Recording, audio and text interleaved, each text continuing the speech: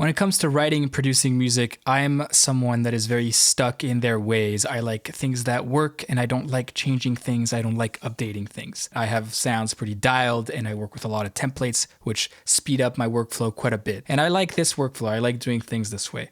However, every once in a while, something comes up that I feel like I want to include in this workflow. And one of these things has been this new Matt Garstka kit that came out from the good people at Get Good Drums.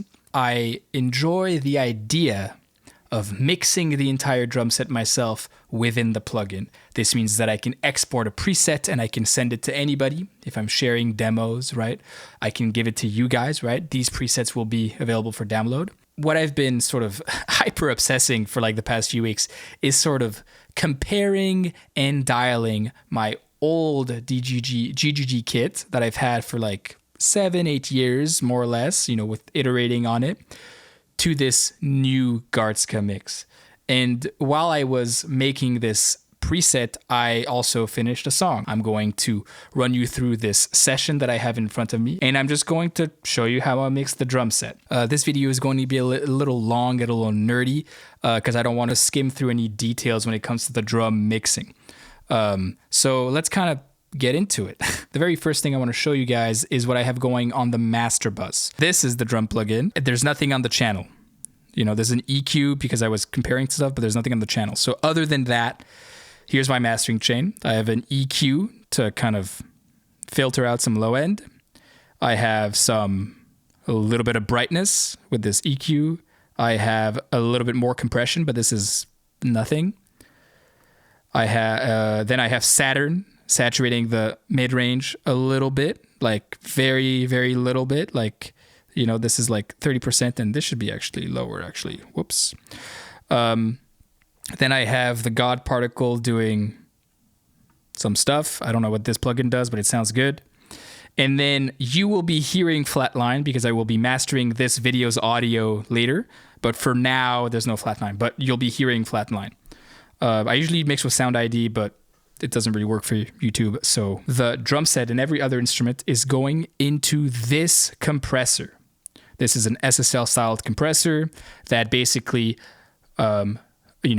ducks the snare mostly and the kick a little bit with the whole mix. These are the settings. Let me just solo the kit. I'll show you some of the MIDI as well while we're at it, just for fun. Let's play this.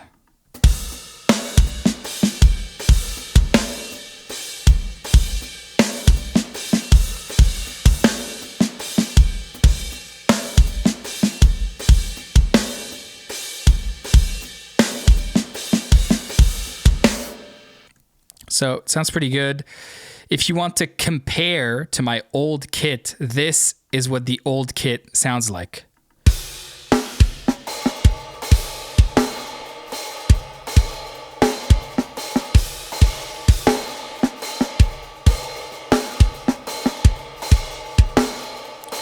I think I actually programmed the drums a little bit different there, but that's okay. You kind of get the difference. Now, obviously, these are very different drums. The shells are different. There's no way I can get it exact. What I was trying to do is get a similar amount of impact. I wanted it to feel as punchy and sort of hit a similar mid-range curve, something, loosely like that. Not anything too obsessive, but that's what I was trying to match it so it would just fit in the mix. And I think I got pretty close. I even think it sounds more human, if I'm being quite honest with you. Let's do another section just to compare.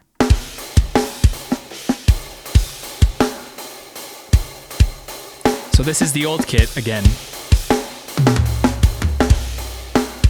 And then we go to the Garstka kit. Same part.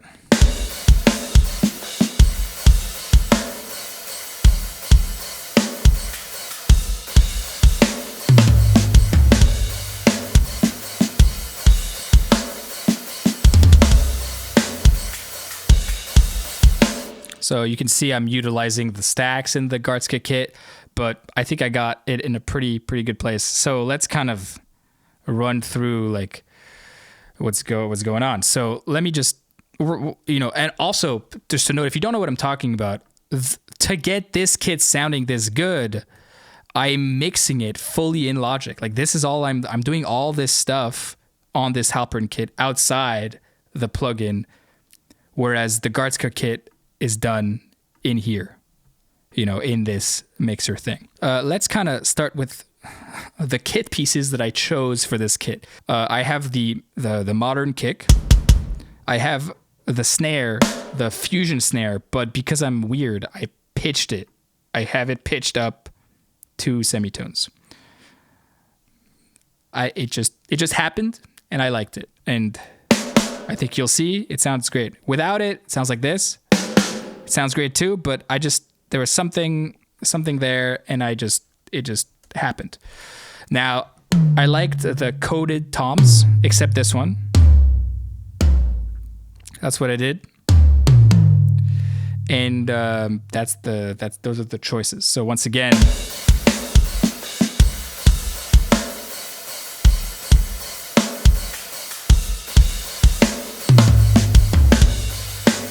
let's see what's going on in the mixer tab of this plugin. I've turned off all the plugins so I can kind of go by one by one. But first, let's look at the levels. So everything is at 0 except the kick out is lowered a little bit. The snare bottom is lowered a bunch. Maybe I could bring that up a bit. We'll see. And then the cymbals are kind of lowered a little bit. The hats are lowered. I'm sort of doing some slight balancing depending on what I'm hearing the room as well. I think I've adjusted a little bit of stuff going into the rooms, right? Like how much cymbal is going into each room. But I'm not doing too much there. Again, so here's what the drums sound like with nothing enabled.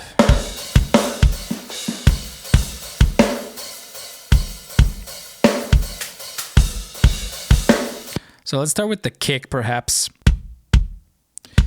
So first thing I did is I drived it to sort of emulate like a channel strip going into processing. So to me, that kind of like locks it into place a little bit. It's like a compressor kind of, but it kind of just drives it. It makes it more controlled. I find like when people don't do enough saturation, that's when their mix sounds like plasticky and not like A-list. Not that I'm like a crazy mixer or anything, but that's like a difference that I can hear. I can hear when someone needs to do more saturation. So I start with saturation.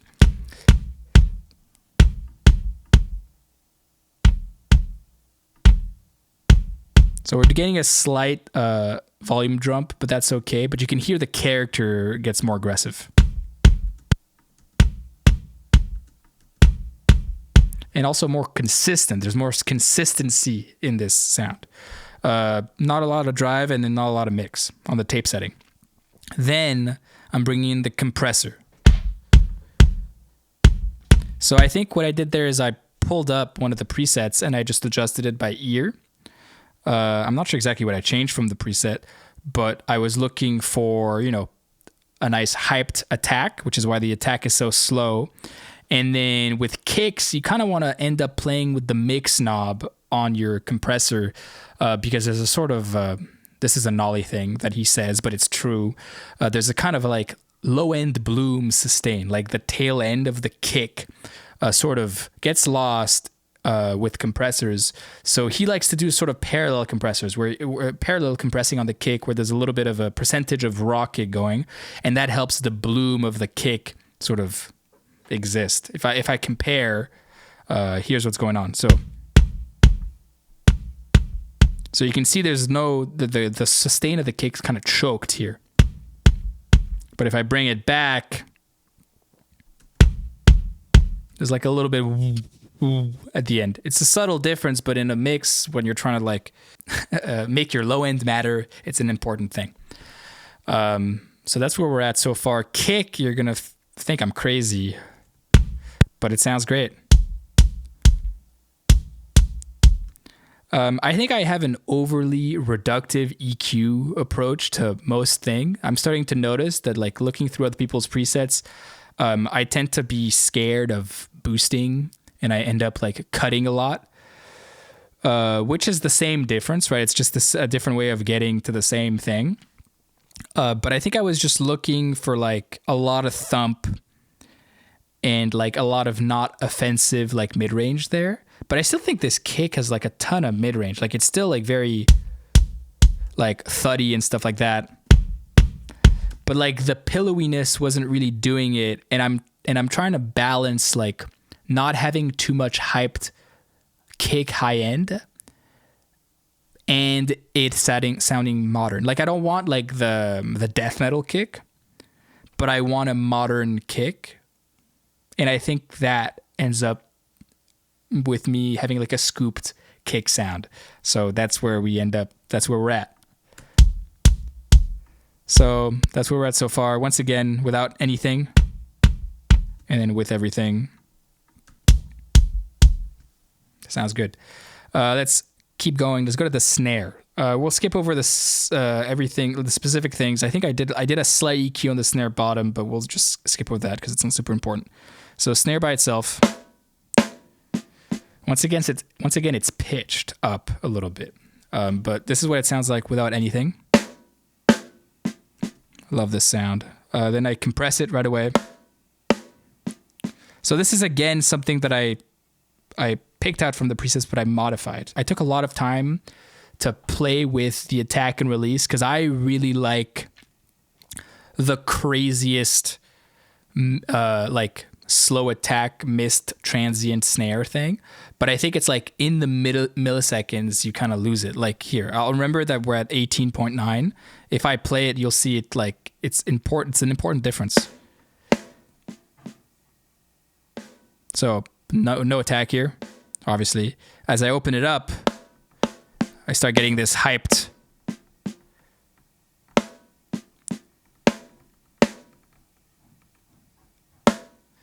But then I start losing it here.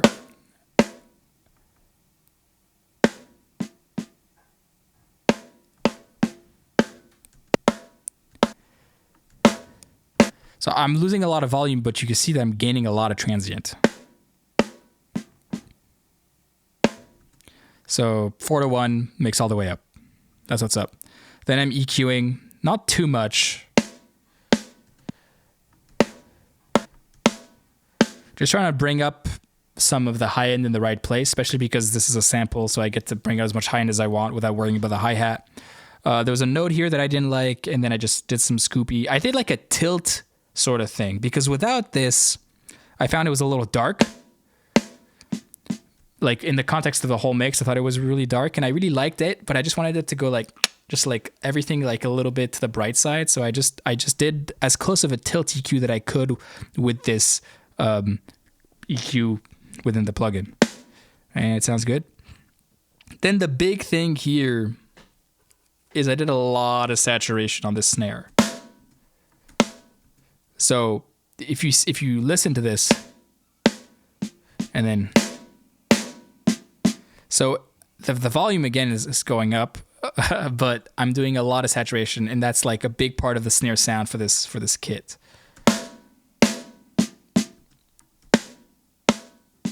It's a huge difference. And then I did a transient thing because what did I do? I wanted more attack, I guess, in the later stages. Sounds sick. Kick and snare together. And then just so you can see what I was talking about earlier, this compressor here.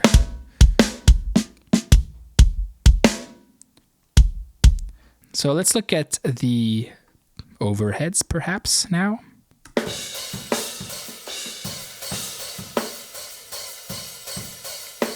So the only real thing is I had to balance like these different cymbals in the thing. So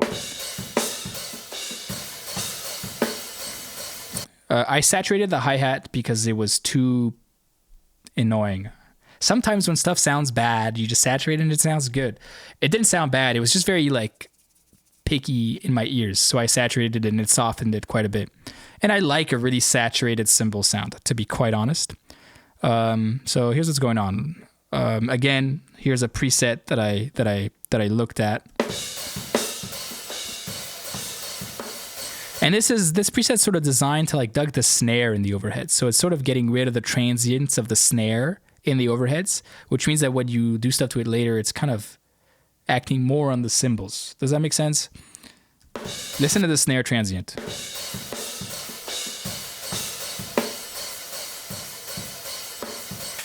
So it's a big difference, but the cymbals are like staying the same. So that's kind of an important thing. After that, I did some EQ.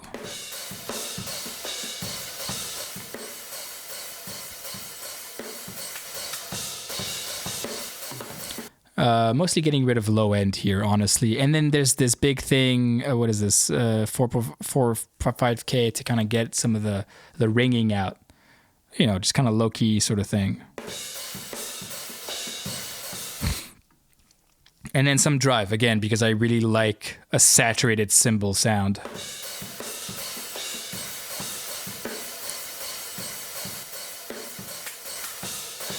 It's almost like a compressor, but without like the play of the, like it compresses through saturation, and I quite like that.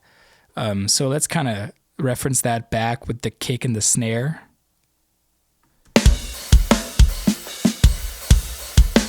So far so good. Toms real quick. Let me find a fill. So the toms will have a similar approach for all of them. So I'll just skip over this first one, but basically I'm doing some EQ and some compression on all of them. The EQ is similar for all the toms, except I'm moving down the high pass as the tom tuning gets lower, right? But basically for every tom, I'm doing some sort of low pass below the fundamental of the tom, then a cut around a note that seems to clash with the fundamental, and then some mid-range adjustment. And then sometimes if the tom needs it, a little bit of high-end boost. Again, because this is a kit, I can boost as much high-end as I want because there's no cymbals in these samples. Right? Makes sense. Other than that, I did this on the EQ, probably useless move, but whatever. Transient to shorten the sustain of the toms because it was a little bit too much. And then I guess I did the attack as well. Yeah, that's a move. And I saturated it because I'm a maniac. I like this kit. This is actually a new thing that I'm getting into with this kit. Is sometimes some of the fills, the low end, because of the saturation, it sounds like the kit's kind of breaking. And I kind of like that. It has a lot of balls. And maybe I'll do that in real life on a real drum set one day. And then a limiter to kind of even everything out and then also bring out some detail. Here, let me play through this section. I'll mute the room because we didn't do that yet, but let me play through this section.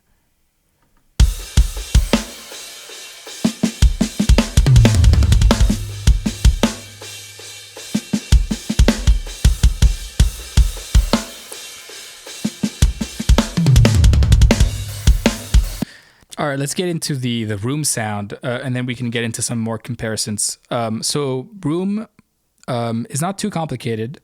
The only thing that's cool to do really when you have a sample drum set like this is to decide the balance of the shells versus the cymbals in your room track. Pretty much a challenge in real life is often the cymbals will just be a little too loud in your room tracks, and then it's hard to get like the explosive shell sound of a real room track because you're fighting the cymbals. There's trickery to kind of, get away from that. But in a sampled kit like this, you don't have to do trickery because you have the control. So something that I did for sure is in the room close and room far, I am sort of lowering the cymbals. So my cymbals, like there are cymbals in the drum room, I'm going for a realistic like picture here, but the snare, kick, and toms are much louder.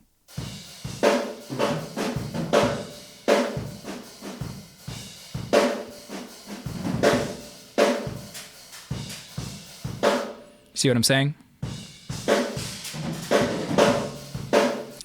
So once you have that dialed in, the rest is kind of easy. You basically want to smash the living shit out of it.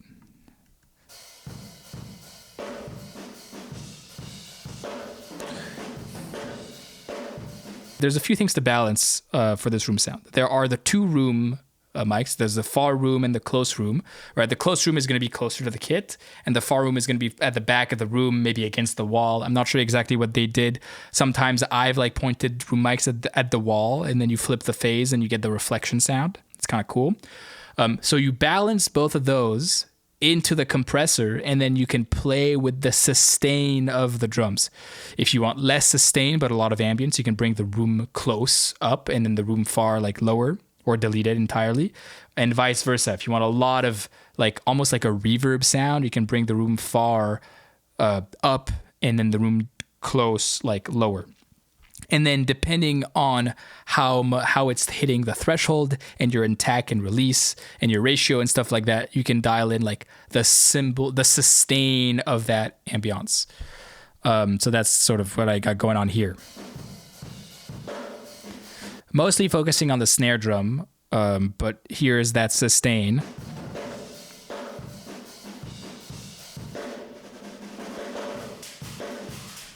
And then here's it off again. So it's mostly a lot of snare drum. But that's kind of, ideal situation. And then EQ isn't too crazy. I just got rid of a little bit of low end. And I guess I brought this up for some reason.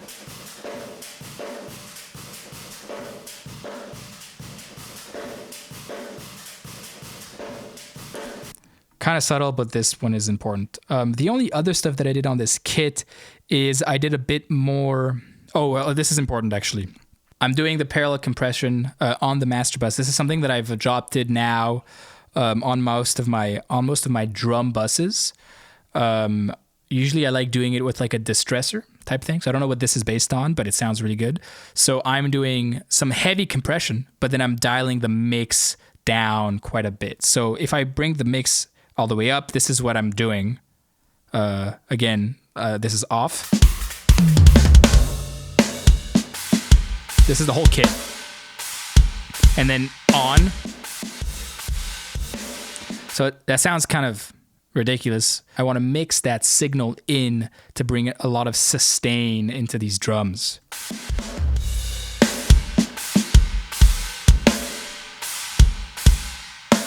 So listen to like the impact and then listen to the sustain, like what comes after. It's almost like the room sound, but it's a bit more like close mic heavy. So without and then with.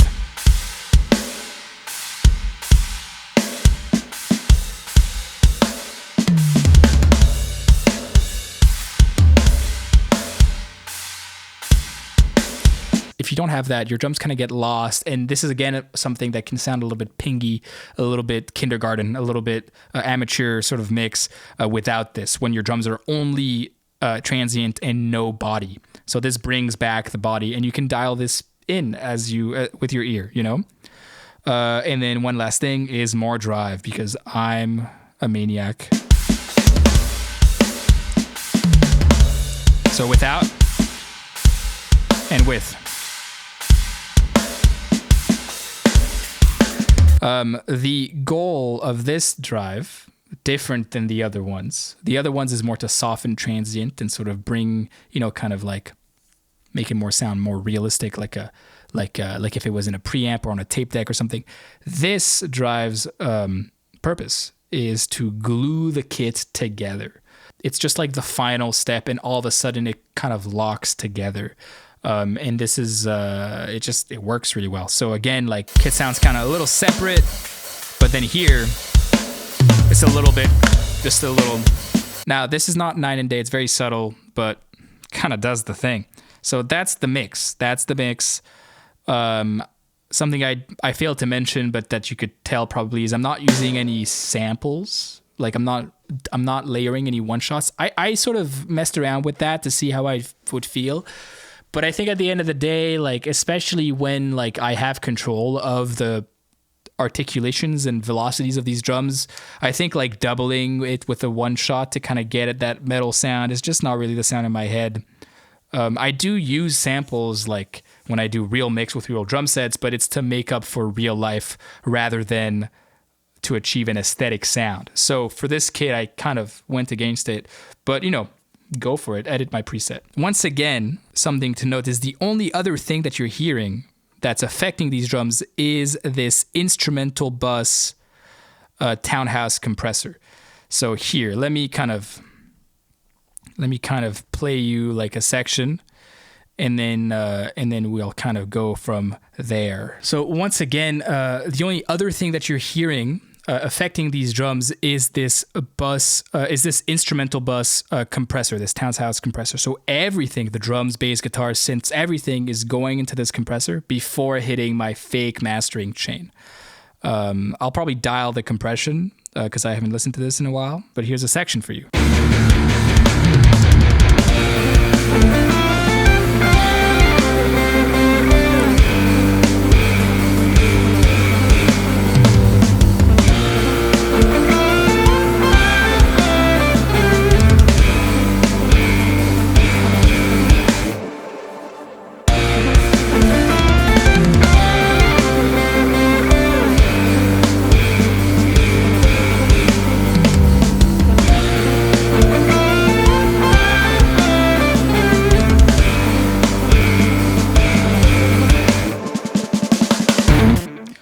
So as you can see, what I'm aiming for is about 4 decibels of gain reduction on the snare hits, and then I like the kick to sort of make this the needle like breathe a little bit.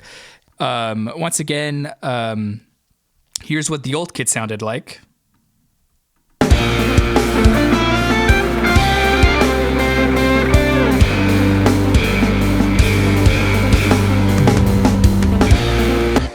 Great kit. But I think like the fact that I can do this like all in one plugin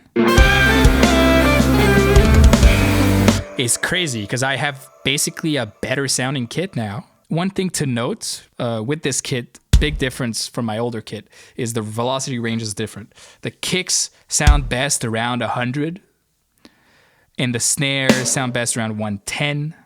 Cymbals can be loud. Ghost notes are super loud on this kit. I don't know what's going on there, but like 50 almost sometimes, like between 20 and 50 for ghost notes, which is just not what the other kit was. I don't know if that's a result of velocity mapping or if it's like a result of actual like different drummers. So let me play you. I'll play you one more section just for fun, and then I'll sign off. So and I'll show you the MIDI for this one. This is kind of a choppy one here.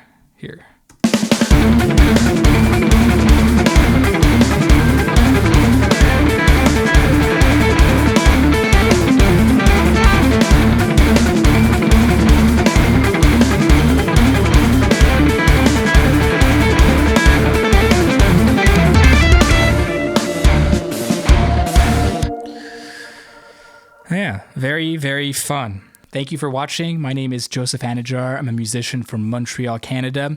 I play in the band Portraits, and hopefully this song sees the light of day at some point. If you want to download the preset, it's in my description. It's going to be on my website, and it should be in the next update as well. Thank you so much. I'll see you guys around. All right, bye-bye.